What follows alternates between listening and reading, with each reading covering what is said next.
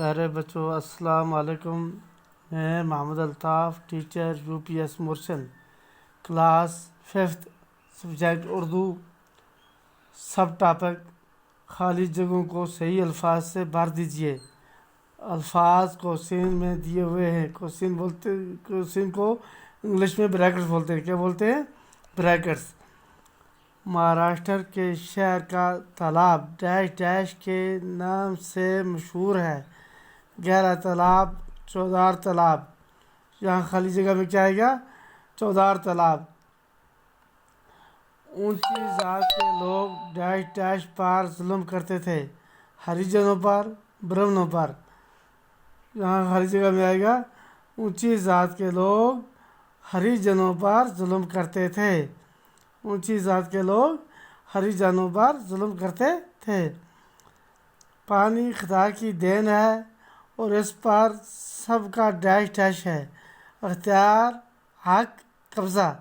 ان میں سے کیا لکھیں گے ہم یہاں پر؟ پانی خدا کی دین ہے اور اس پر سب کا حق ہے. جہاں خالی جگہ میں آ گیا حق. کیا آ گیا؟ حق. بابا امبیڈکر نے ظلم کے خلاف ڈیش ڈیش اٹھائی. بابا امبیڈکر نے ظلم کے خلاف آواز اٹھائی. کیا لکھیں گے خالی جگہ میں؟ آواز اٹھائی.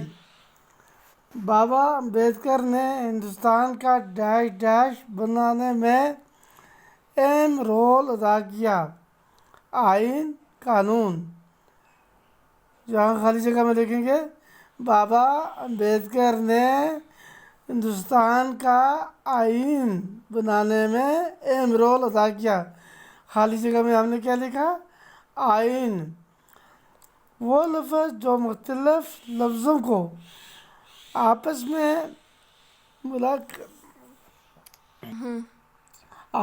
ملا کر جملہ بنانے میں مدد دیتے ہیں حرف کہلاتے ہیں.